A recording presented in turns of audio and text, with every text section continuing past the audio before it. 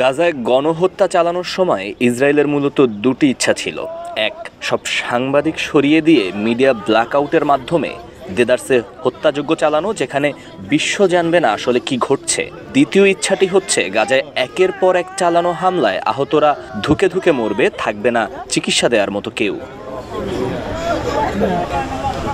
কিন্তু ইসরায়েলের এই পৈশাচিক কার্যক্রমে বর্তমানে সবচেয়ে বড় বাধা গাজার সাংবাদিক আর চিকিৎসকরা। যতই মিডিয়া ব্ল্যাকআউটের পরিকল্পনা করুক ইসরায়েল, বন্ধ করে দেখ বিদ্যুৎ কিংবা ইন্টারনেট, কোনো না কোনোভাবে ফিলিস্তিনে চালানো তাদের ধ্বংসযজ্ঞ প্রকাশ পাচ্ছে বিশ্ববাসীর কাছে। আর এই দুঃসাহসিক কাজগুলো করছেন গাজায় থাকা সাংবাদিকরা।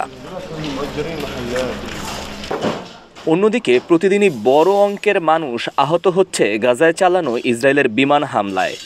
গাজায় থাকা চিকিৎসকরা নিজেদের জীবনের তোয়াক্কা না করে সেবা দিয়ে যাচ্ছেন সাধারণ মানুষকে।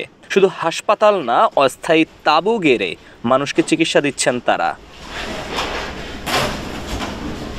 আর তাই তো এই দুই পক্ষের উপর খেপেছে ইসরায়েল, যার প্রতিফলন দেখা গেছে গত কয়েক সপ্তাহ ধরে গাজায় চালানো ইসরায়েলের হামলায়। রীতিমতো এবার সাংবাদিক আর চিকিৎসকদের টার্গেট করে হত্যা করছে নেতানিয়াহু সরকার। 2 সপ্তাহ আগে অ্যাম্বুলেন্স টার্গেট করে ইসরায়েলের চালানো বিমান হামলায় প্রাণ হারায় 15 প্যারামেডিক্যাল কর্মী। ফিলিস্তিনের রেড ক্রিসেন্ট সোসাইটির দাবি, এটি পরিষ্কার যুদ্ধাপরাধ। জেনে বুঝে ফিলিস্তিনের ডাক্তারদের হত্যা করছে ইসরায়েল। এমন এক পরিস্থিতি তৈরি করেছে যাতে করে কেউ চিকিৎসা দিতে এই অঞ্চলে আর না আসে। সংঘাত শুরু হওয়ার পর গাজায় এখন পর্যন্ত 211 জন সাংবাদিক হত্যা করেছে ইসরায়েল। সবশেষ খান ইউনিস শহরে সাংবাদিকদের তাঁবু টার্গেট করে হামলা চালায় ইসরায়েল, যেখানে প্রাণ হারান আহমেদ মনসুর নামে এক বার্তা সংস্থার সাংবাদিক।